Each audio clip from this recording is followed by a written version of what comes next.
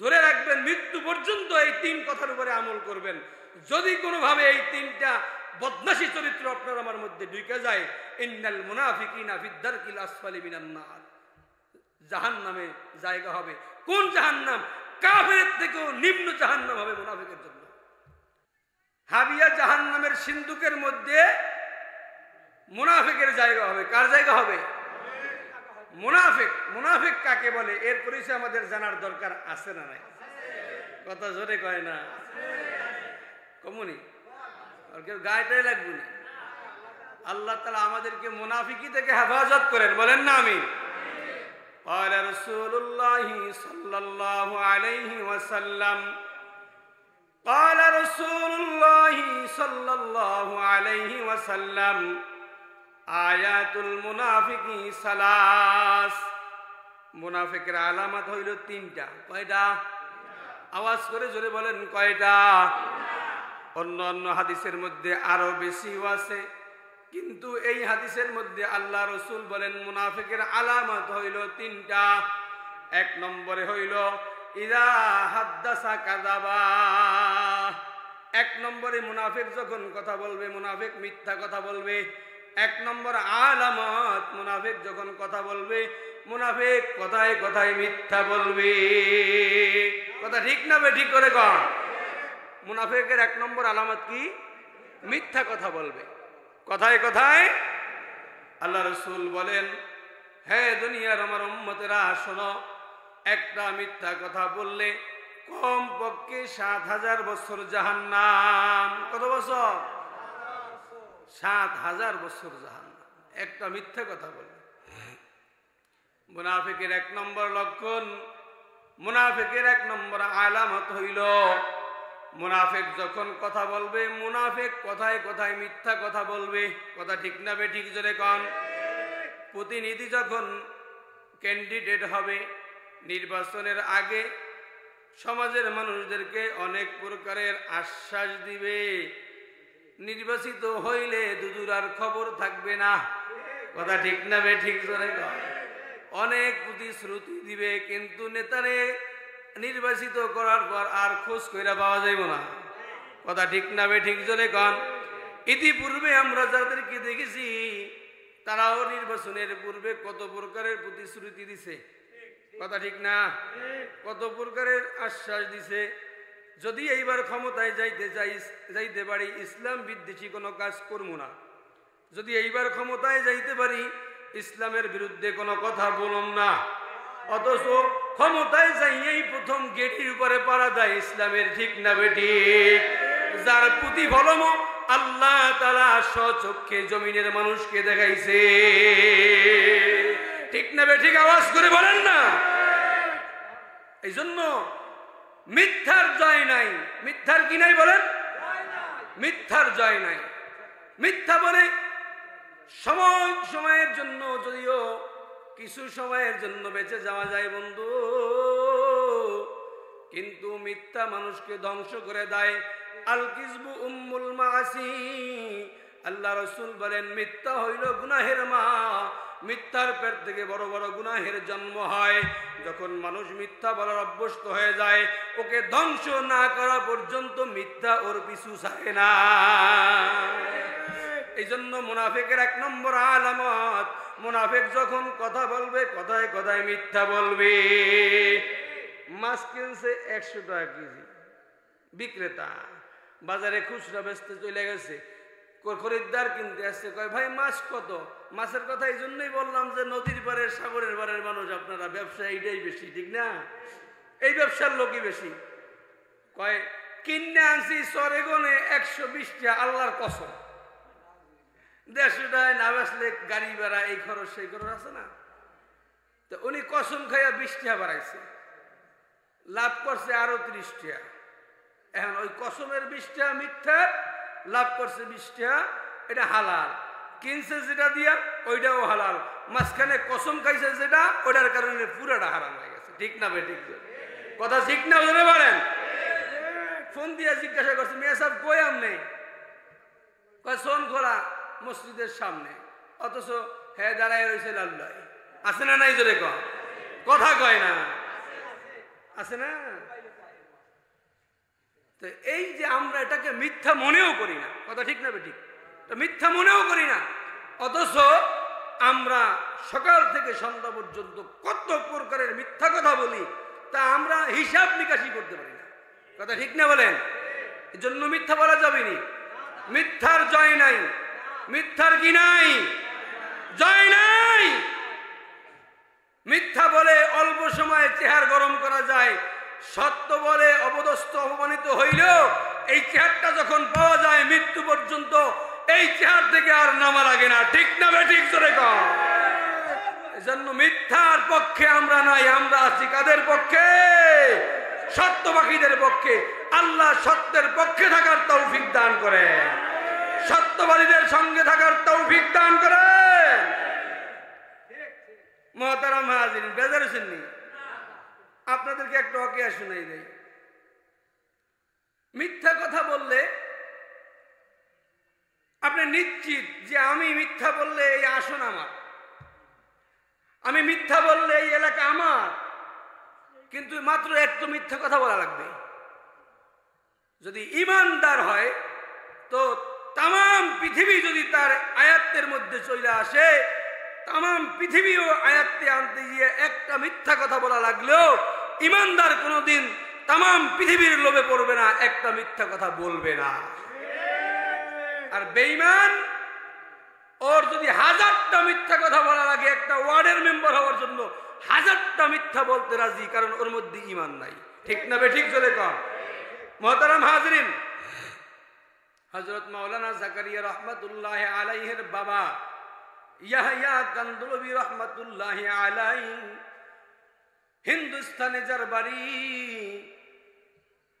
হিন্দুস্তানে একটা মসজিদের জায়গা নিয়ে দ্বন্দ্ব বিদ্বন্দ্ব চলতে, কিছুদিন যাইতে না যাইতে মুসলমানরা জায়গাটা দখল করে মসজিদের সাইনবোর্ড টানায়, আবার কিছুদিন পরে হিন্দুরা জায়গাটা দখল করে মন্দিরের সাইনবোর্ড টানায়, কথা ঠিক না বেঠিক?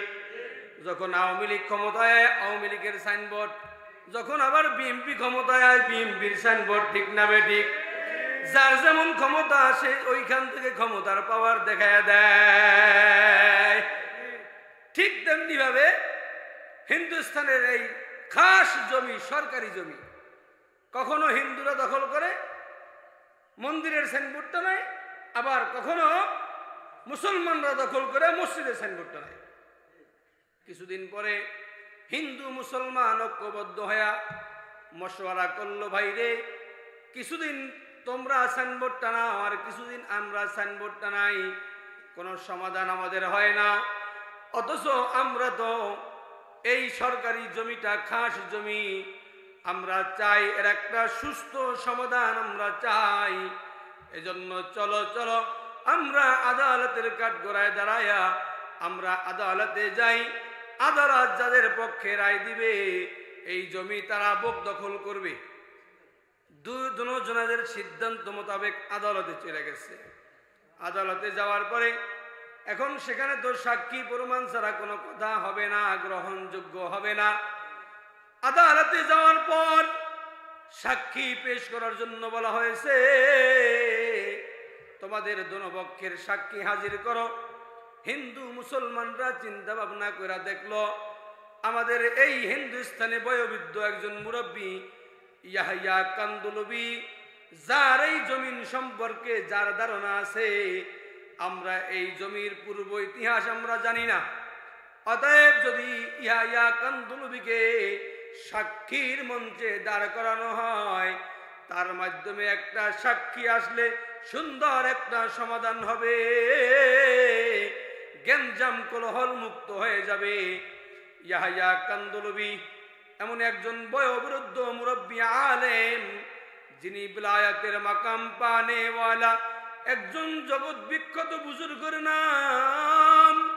তার কাছে গিয়ে বলে, হযরত আগামীকালকে আমাদের সাথে আদালতে আপনার যাইতে হবে, এই জমি সম্পর্কে আপনি কি জানেন? আদালতে সাক্ষী দেওয়া লাগবে। যখন মুসলমানরা দেখলো যে একটা সাক্ষী পাইল মুসলমান, তো মুসলমানরা খুশিতে বাগবাকুম পায়রা, কারণ সাক্ষীটা মুসলমান। কথা ঠিক না বেটি? সাক্ষী পাইছে কি? মুসলমান। মুসলমানরা তো খুশি, সাক্ষীটা মুসলমান। যেহেতু মুসলমান সাক্ষী পাইয়া গেছি, তো এইবার আর মসজিদের জমিন নেয় কে? মুসলমানরা হাসি মুখে আদালতে দাঁড়াইল। ইয়াহিয়া কান্দুলবি আদালতের কাঠগড়ায় দাঁড়ায়া আল্লাহর দিকে ইশারা করে, রব্বে করিমকে ডাক দিয়ে কয়, আসমানের মালিক আল্লাহ, আমি জানি এই মুহূর্তে এখানে দাঁড়ায়া যদি আমি মুসলমানের পক্ষে সাক্ষী দেই তো এই জমিটা মুসলমানের পক্ষে চলে আসে। কিন্তু আল্লাহ, আমি তো তোমার গোলাম, আমি তো মুহাম্মাদের উম্মত, মিথ্যা বলা আমার নবী শিখায় নাই, আমি মিথ্যা বলতে পারি না। ও আসমানের মালিক আল্লাহ, আমি সত্য সাক্ষী দিয়া দিলাম এই জমিটা সর্বপ্রথম হিন্দুরা দখল করেছে। আল্লাহু আকবার কন্যা। সত্য সাক্ষী হিন্দুরা দখল করেছে, কারণ উনি জানে সত্যের পক্ষে কে আছে। আওয়াজ করে বলেন কে? আমাদের মালিক কে? আওয়াজ করে জোরে বলেন কে? আপনার আমার মালিক কে? আল্লাহকে জোরে একটা ডাক দেন, আল্লাহ। আরে কালিমা জোরে কোন আল্লাহ। ইমানের কালিমা জোরে বলেন, লা ইলাহা ইল্লাল্লাহ, লা ইলাহা ইল্লাল্লাহ। তো আল্লাহ আমাদেরকে মিথ্যা শিখায় না, নবীর উম্মত আমরা মিথ্যা আমরা বলতে পারি না। আদালতে দাঁড়াইয়া ইয়াহিয়া কান্দুলবি সত্যের পক্ষে সাক্ষী দিছে। সে জানে সত্যের জয় আছে, অসত্যের জয় নাই। সত্য বললে সাময়িক সময় কষ্ট পাইলেও আল্লাহ তাআলা এর প্রতিদান এমনটা দিবে যেটা বান্দা কল্পনাও করতে পারে নাই। আদালতে সাক্ষী দেওয়ার পরে হিন্দুরা চলে গেছে বাড়িতে, মুসলমানরা তো রাগান্বিত হয়ে গেছে। বদনসিব, মুসলমান সাক্ষী পায়াও মসজিদের জমিন হারাইলাম। মুসলমান সাক্ষী পায়াও বদনসিব, মসজিদের জমি হারাইলাম। মুসলমান সাক্ষী পায়া মসজিদের জমিনটা ঠাইলাম, মন্দিরে দিয়া দিলাম। ইয়াহিয়া কান্দুলবি বাড়িতে গিয়া দরজা বন্ধ কইরা আল্লাহর কদমে সিজদায় পড়ে গেছে। আর মুসলমানরা ইয়াহিয়া কান্দুলবিকে গালি দিতেছে। ইয়াহিয়া, তোমাকে আমরা অনেক বড় বুজুর্গ মনে করতাম, আজকে মুসলমানের জমি নিশ্চিত পাবে, এটা নিশ্চিত থাকার পরেও সাক্ষী দিয়াই জমিনটা হিন্দুদেরকে দিয়া দিলাম। গভীর রজনীতে ইয়াহিয়া কান্দুলবির বাড়ির মধ্যে ঘেরাও করছে। চারদিকে মানুষের গনগন আওয়াজ পাওয়া যায়। ইয়াহিয়া কান্দুলবি মনে করতেছে মুসলমানরা হয়তোবা তার বাড়িতে আক্রমণ করার জন্য বাড়ি ঘেরাও করছে। গভীর রজনীতে এলাকার সকল হিন্দুরা ঐক্যবদ্ধ হইয়া ইয়াহিয়া কান্দুলবির বাড়ির দরজায় দাঁড়ায়া ইয়াহিয়াকে ডাক দিছে, হযরত দরজা খুলেন, আমরা এলাকার সকল হিন্দুরা ঐক্যবদ্ধ হয়ে আপনার কাছে আসছি। দরজাটা খুইলা ইয়াহিয়া কান্দুলবি ডাক দিয়া কয়, আমার হিন্দু ভাইরা, গতকালকে তো সাক্ষী দিয়া, সত্য সাক্ষী দিয়া জায়গাটা মন্দিরে দিয়া দিলাম, আজকে রাত্রে কেন আমার বাড়ি আসছো? হিন্দুরা ডাক দিয়া কয়, হযরত, যেই ধর্মের অনুসারী হইলে পরে, যেই নবীর উম্মত হইলে পরে নিশ্চিত পাওয়া জমি মিথ্যা কথা বললে পাওয়া যায়। আপনি রবকে ভয় কইরা নবীর মোহাব্বতে যেই ইসলামের গণ্ডির মধ্যে থাইকা ছোট্ট একটা মিথ্যা কথা আপনি বলেন না, এইটা কোনো মিথ্যা ধর্ম হইতে পারে না। আমরা সবাই ঐক্যবদ্ধ হয়ে আপনার কাছে আসছি, আমাদের সকলকে পড়ায়া দেন লা ইলাহা ইল্লাল্লাহু মুহাম্মাদুর রাসূলুল্লাহ। আল্লাহু আকবার, আল্লাহু আকবার। মিথ্যা কথা বলবে, কথা ঠিক না বেঠিক জোরে বলেন। এই জন্য মিথ্যা কথা বলবো না। বলেন বলেন, মিথ্যা কথা বলবো না, মিথ্যা কথা বলবো না, মিথ্যা পথে চলবো না।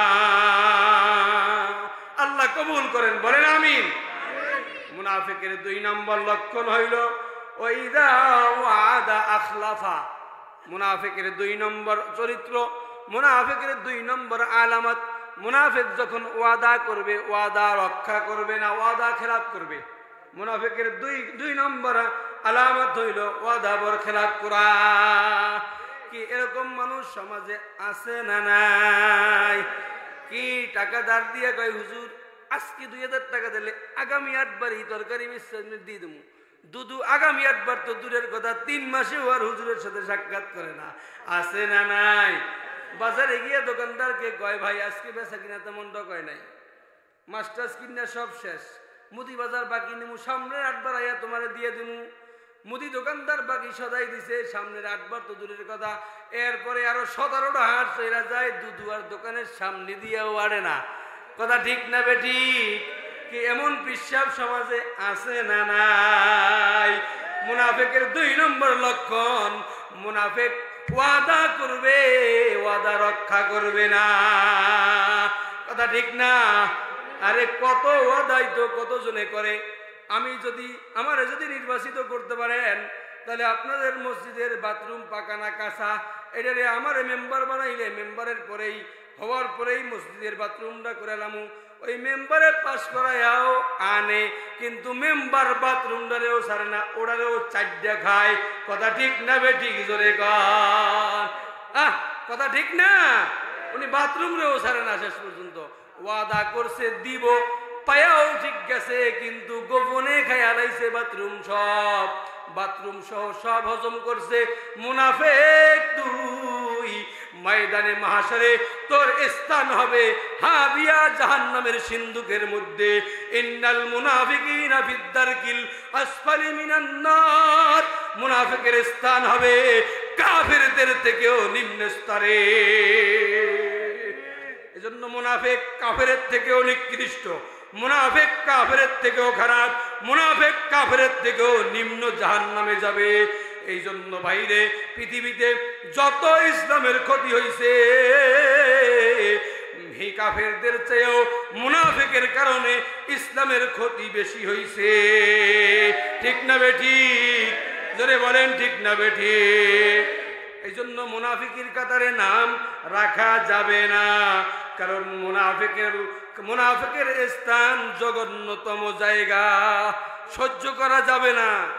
এই জন্য মুনাফিকি থেকে আল্লাহ তাআলা আমাদেরকে হেফাজত করুক। জোরে বলেন আমিন। যার সাথে যা ওয়াদা করব ওয়াদা খেলাফ করব না, ওয়াদা রক্ষা করব, ওয়াদা রক্ষা করব, ওয়াদা বরখেলাপ করব না। আল্লাহ আমাদেরকে কবুল করেন। জোরে বলেন আমিন। ওয়াদা বরখেলাপ করলে তার নাম আর মুমিনের কাতারে থাকে না, তার নাম মুনাফিকের কাতারে উঠা যায়। এই জন্য মুনাফিকের 2 নম্বর আলামত হইল মুনাফিক যখন ওয়াদা করবে মুনাফিক ওয়াদা বরখেলাপ করবে। মুনাফিকের 2 নম্বর চরিত্র এইটা। মুনাফিকের 2 নম্বর চরিত্র হইল মুনাফিক ওয়াদা ঠিক রাখবে না। মুনাফিক কি রাখবে না? 1 নম্বরে মুনাফিক যখন কথা বলবে কথায় কথায় মিথ্যা কথা বলবে। 2 নম্বর হইল মুনাফিক যখন ওয়াদা করবে তখন মুনাফিক ওয়াদা ঠিক রাখবে না।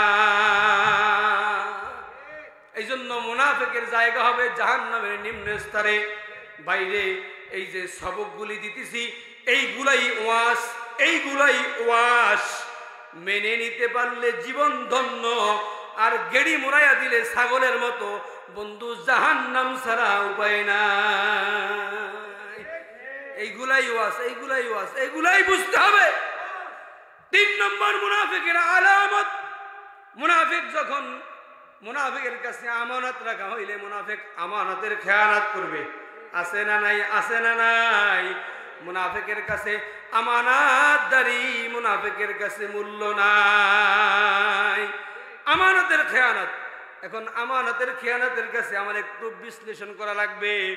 সেইটা হইল বন্ধুরে, আমাদের সমাজে যেই সমস্যাটা সমাজে ছড়ানো আছে সেটা হলো বাবা ইন্তেকালের পরে বড় ভাইয়ের ঘাড়ের উপরে বোনদের অন্য অন্য ভাইদের একটা আমানতদারিতা এসে পৌঁছে যায়। ঠিক না বেঠিক? অথচ অনেক জায়গায় দেখা যায় বোনদের ওয়ারিশ ভাইরা ঠিক মতন বুঝাইয়া দেয় না। আছে না নাই? কথা ঠিক না বেঠিক? জোরে কন। আছে না নাই? তুমি মুনাফিক, তুমি তোমার বোনের হক ঠকাইছো। তুমি মুনাফিক, আমানতদারি ঠিক রাখো নাই। তুমি মুনাফিক, তোমার চাচা তোমার ফুফুদের ওয়ারিশ বুঝাইয়া দাও নাই। তুমি মুনাফিক। ইন্নাল মুনাফিকিনা ফিদ দারকিল আসফালি মিনান নার। তোমার জায়গা হইব হাবিয়া জাহান্নামের সিন্ধুকের মধ্যে। এইজন্য মুনাফিকের এই তিনটা চরিত্র, এই তিন চরিত্র ওলা মানুষ জান্নাতের ঘ্রাণও পাবে না। আল্লাহ তাআলা এই মুনাফিকি থেকে আমাদেরকে হেফাজত করুক। জোরে বলেন আমিন। মুনাফিক মুনাফিক এমন খারাপ জিনিস। মুনাফিক, যেই মুনাফিকের মাধ্যমে ইসলামের বড় বড় ক্ষতি হয়েছে। রাসূলের জামানায়ও মুনাফিক ছিল। আব্দুল্লাহ ইবনে উবাই ইবনে সুলুল মুনাফিক, কালিমা পড়া মুসলমান হয়েছে। নবীর সমাজে জামাতেও চলছে। কথা ঠিক না বেঠিক? জোরে কম। আব্দুল্লাহ ইবনে উবাই ইবনে সুলুল। আরে মুনাফিক যদি একবার হয়ে যায়, কারো নাম যদি মুনাফিকের কাতারে একবার উঠা যায়, বন্ধু মৃত্যুর সময় ঈমান নিয়ে মরতে পারবা না। মৃত্যুর সময় ঈমান নসিব হবে না। মৃত্যুর সময় ঈমান লয়া মরতে পারবা না। আর বেঈমানের জন্য জান্নাত না, বেঈমানের জন্য জাহান্নাম। আব্দুল্লাহ ইবনে উবাই ইবনে সুলুল মুনাফিকের লিডার। শুধু মুনাফিক না, মুনাফিকের লিডার। ইন্তেকালের সময় তার সন্তান সাহাবী আব্দুল্লাহ ইবনে আব্দুল্লাহকে ওসিয়াত করে। সন্তান আব্দুল্লাহ ইবনে আব্দুল্লাহ সাহাবী, আর বাবা আব্দুল্লাহ ইবনে উবাই ইবনে সুলুল মুনাফিকের লিডার। সন্তানকে ডাক দিয়া বলে, সন্তান, সারা জীবন আমি যেই মুনাফিকি করছি, আমার তো মৃত্যুর জন্য এখন ভয় হইতেছে। না জানি ইন্তেকালের পরে আল্লাহর ফেরেশতারা আমার সঙ্গে দুর্ব্যবহার করবে, আমার সঙ্গে জাহান্নামের মধ্যে আমারে দেওয়া হবে, আমারে কি পরিমাণ আযাব আর গজব দেওয়া হবে। আমার তো মৃত্যুর পরের জীবনের জন্য ভয় হইতেছে। সন্তানকে ডাক দিয়া বলে, সন্তান, ও আব্দুল্লাহ ইবনে আব্দুল্লাহ, তোমার কাছে আমার শেষ মুহূর্তে একটা ওসিহাত। আমার ইন্তেকালের পরে আল্লাহর নবী মুহাম্মদুর রাসূলুল্লাহ সাল্লাল্লাহু আলাইহি ওয়াসাল্লাম যেন আমার জানাজার নামাজটা পড়ায়।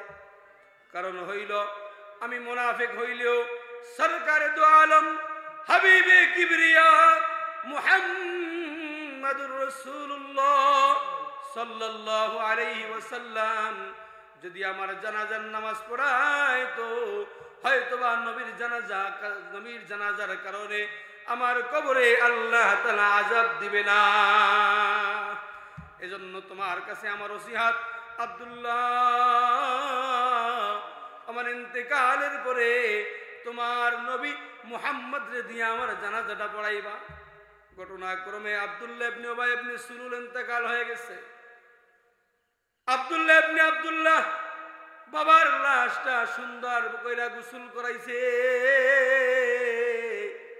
আতর মাখাইছে, সুগন্ধি মাখাইছে। মাখায়া সাদা কাপড়ের প্যাকেট বানায়া আল্লাহর নবীর সামনে নিয়া আব্দুল্লাহ ইবনে আব্দুল্লাহ আল্লাহর নবীকে ডাক দিয়া বলে, ইয়া রাসূলুল্লাহ, ইয়া হাবিবাল্লাহ, এই যে আমার বাবা আব্দুল্লাহ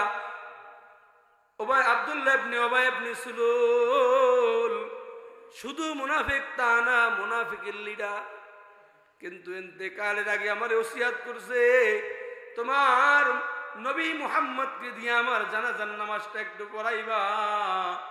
ইয়া রাসূলুল্লাহ, ইয়া হাবিবাল্লাহ, আপনি আমার বাবার এই আশাটা পূরণ করে দেন। হয়তোবা আপনার জানাজার কারণে আমার আব্বাকে আল্লাহ তাআলা ক্ষমা করবেন। আল্লাহর নবী দাঁড়ায় গেলেন, মুনাফিকের জানাজা পড়ানোর জন্য আল্লাহর নবী রওনা হইলেন। কারণ নবী তো ছিল উম্মতের দরদি। জাহান্নামের শাস্তি আল্লাহর নবী দেখছে, এই জন্য আল্লাহর নবী চায় না যে আমার একটা উম্মত জাহান্নামে যাক। এই জন্য আল্লাহর নবীও মুনাফিকের সর্দারকে জাহান্নামের আগুন থেকে বাঁচানোর জন্য দরদি নবী, কামলিওয়ালা নবী, উম্মতের আশেক নবী বসা থেকে উইঠা মুনাফিকের সর্দার আব্দুল্লাহ ইবনে উবাই ইবনে সুলুলের জানাজা পড়ানোর জন্য রওনা হইলেন। হযরত ওমর রাদিয়াল্লাহু আনহু মেজাজি সাহাবী, কথা ঠিক না বেঠিক? চোখ লাল হয়ে গেছে, কেউ কার জানাজা পড়াইতে আমার হাবিব রওনা হইছে। মেজাজি সাহাবী, কেমন মেজাজ কেমন? হযরত ওমর রাদিয়াল্লাহু আনহু যেই রাস্তা দিয়ে হাঁটতেন ওই রাস্তার মধ্যে 40 দিন পর্যন্ত শয়তান ঢুকতো না। শয়তান পর্যন্ত ভয় পাইতো যেই ওমরকে, এই খলিফা ওমর। লাউ কানা বাদি নবিয়্যুন লাকানা ওমর। আল্লাহ রাসূল বলেন, আনা খাতামুন নবিয়্যিন লা নবিয়্যা বাদি। আমি শেষ নবী, আমার পরে আর কোন নবী আসবে না। আমার পরে আল্লাহ যদি আর কাউরে নবী বানাইতো, লাউ কানা বাদি নবিয়্যুন লাকানা ওমর। আল্লাহ ওমরকে নবী বানাইতো। আল্লাহু আকবার। আওয়াজ করে জোরে বলেন আল্লাহু আকবার। নবী হওয়ার জন্য যেই মেজাজ, যেই যোগ্যতা, এটা ওমরের মধ্যে আছে। এই জন্য আল্লাহ যদি আমার পরে আর কাউরে নবী বানাইতো, আল্লাহ ওমরকে নবী বানাইতো। এই ওমর যখন আল্লাহর নবী এই মুনাফিকের সর্দারের জানাজা পড়ানোর জন্য আল্লাহর নবী রওনা হইলেন, পেছন থেকে আল্লাহর নবীর গায়ের মধ্যে টাইনা ধরলেন, হাতের মধ্যে টান দিয়া দইরা হযরত ওমর ডাক দিয়া কয়, ইয়া রাসূলুল্লাহ, ইয়া হাবিবাল্লাহ, কার জানাজা পড়াইতে রওনা হইছেন? মুনাফিকের লিডার যার জানাজা পড়াইতে রওনা হয়েছেন, মুনাফিকের লিডার আব্দুল্লাহ ইবনে উবাই ইবনে সুলুল। আপনি কি জানেন না সূরা মুনাফিক নাযিল হইছে? সূরাতুল মুনাফিকুন নাযিল হইছে। আপনি কি জানেন না আল্লাহ সূরাতুল মুনাফিকুন নাযিল কইরা আল্লাহ জানায়া দিছে, মুনাফিক যদি 70 বার তওবা করে আল্লাহ তাআলা ক্ষমা করবে না।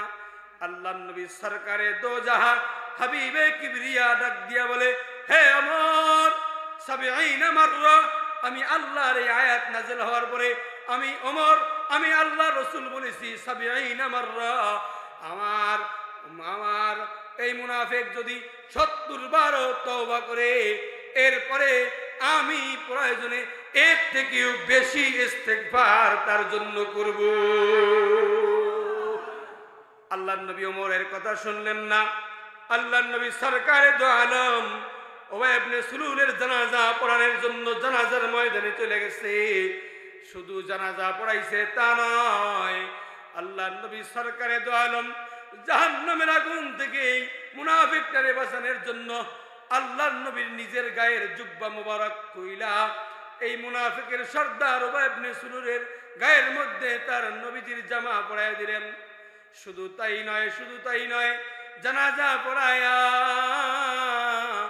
আল্লাহর নবী নিজের গায়ের জামাটা আব্দুল্লাহ ইবনে উবাই ইবনে সুলুলের গায়ের মধ্যে পরাইয়া দিয়া জানাজার প্যাকেটটা খুইলা মুখের মধ্যে আল্লাহর নবী সরকারে দো আলম হাবিবে কিবরিয়া মুহাম্মাদুর রাসূলুল্লাহ, উম্মতের দরদি নবী, উম্মতের কান্দারি নবী, মুখের দিকে লালা মুবারক বের কইরা মুনাফিকের মুখের মধ্যে দিয়া আল্লাহরে ডাক দিয়া কই, আল্লাহ, আমি নবীর জামাজার গায়ে দিয়ে দিছি, আমি নবীজির মুখের লালা যার মুখের মধ্যে লাগাইয়া দিছি, হয়তোবা এই কারণে হইলেও আল্লাহ তাআলা আমার এই উম্মতটারে আল্লাহ ক্ষমা করে দিবে। আল্লাহু আকবার। আল্লাহর নবী নিজের গায়ের জামাটা আব্দুল্লাহ ইবনে উবাই ইবনে সুলুলের গায়ে পরাইয়া দিলেন। এরপরে আল্লাহর নবী জানাজা পড়াইলেন। নবীজি মুখের লালা আব্দুল্লাহ ইবনে উবাই ইবনে সুলুলের মুখের মধ্যে দিলেন। দাফন কাফন হইল। আল্লাহ তাআলা আল্লাহর নবীকে ডাক দিয়া কয়, ইয়া রাসূলুল্লাহ, ইয়া হাবিবাল্লাহ, কে বলছে আপনাকে মুনাফিকের জানাজা পড়াইতে? খবরদার আর কোনদিন মুনাফিকের জানাজা পড়াইবেন না, এমনকি কোনদিন মুনাফিকের কবর জিয়ারত করবেন না। আপনি নবী জানাজা পড়াইলেও এই মুনাফিক আব্দুল্লাহ ইবনে উবাই ইবনে সুলুল মুনাফিকি করার কারণে ঈমান লইয়া মরতে পারে নাই। আপনি নবী জানাজা পড়াইলেও সে কোনদিন জান্নাতের ঘ্রাণ পাবে না। কথা বুঝাইতে পারছি? মুনাফিকের শাস্তি আর মুনাফিক কত বড় কঠিন, মুনাফিকের শাস্তি কেমন। মুনাফিকের জানাজা নবী পড়াইলেও যারে আল্লাহ মাফ করে না বন্ধু। এই জন্য মুনাফিকি লক্ষণগুলি থেকে আমাদেরকে হেফাজত থাকতে হবে। মুনাফিকি কারণগুলি আমাদের মধ্যে থাকতে পারবে না।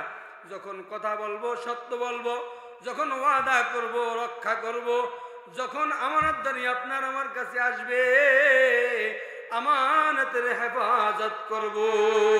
কথা ঠিক না বে ঠিক? জোরে কন। আমানতের হেফাজত যার নাই সে ইমানদার না।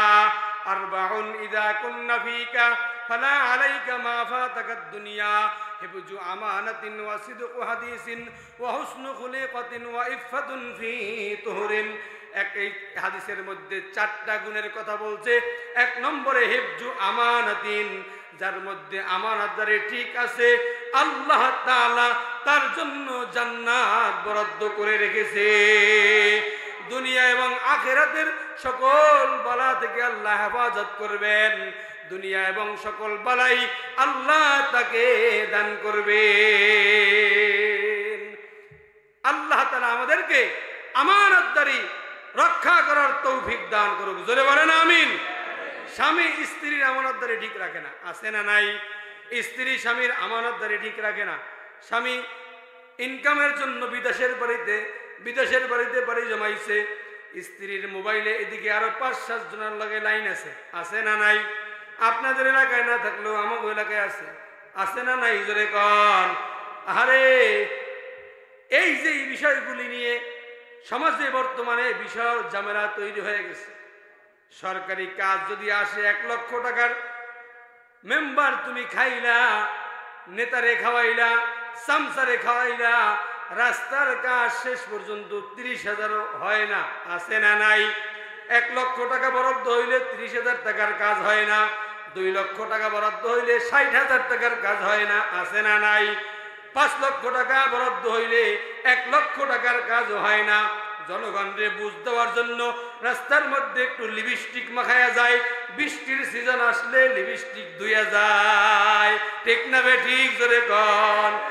ও দুদু, চিন্তা ভাবনা কইরা কবরে যাইও, আমানাদের হেফাজত করতে পারো নাই। এই বাংলার 16 কোটি মানুষের আমানত তোমার কাছে।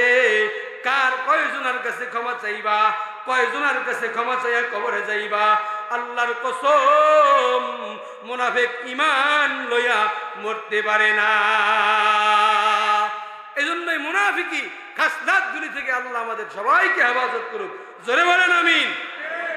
আল্লাহ তাআলা ঈমান নিয়ে কবরে যাওয়ার তৌফিক দান করেন। যাহা কিছু বললাম আল্লাহ আমাকে সহ সবাইকে আমল করার তৌফিক দান করেন। সকলে বলেন না আমিন। মুহতারাম হাজিরিন, শুরু থেকে নিয়ে এই পর্যন্ত একটা বিষয়ের উপরেই আপনাদেরকে বুঝাইতে চেষ্টা করলাম। বুঝাইতে পারছি তো বাজান? সবাই বুঝছেন তো আমার কথাগুলি? এই একটা সবক দিলাম, এই সবকটাকে আমরা ধরে রাখবেন মৃত্যু পর্যন্ত। এই 3 কথার উপরে আমল করবেন। যদি কোনোভাবে এই 3টা বদমাশি চরিত্র আপনার আমার মধ্যে ঢুকে যায়, ইন্নাল মুনাফিকিনা ফিদ দারকিল আসফালি মিনান নার, জাহান্নামে জায়গা হবে। কোন জাহান্নাম? কাফেরের থেকেও নিম্ন জাহান্নাম হবে মুনাফিকের জন্য। আল্লাহ তাআলা আমাদেরকে এই কঠিন বালা থেকে, মুসিবত থেকে, ফিতনা থেকে, জয় ঝামেলা থেকে আল্লাহ হেফাজত করেন। জোরে বলেন আমিন। আল্লাহ তাআলা আমাদেরকে কথাগুলির উপরে আমল করার তৌফিক দান করে।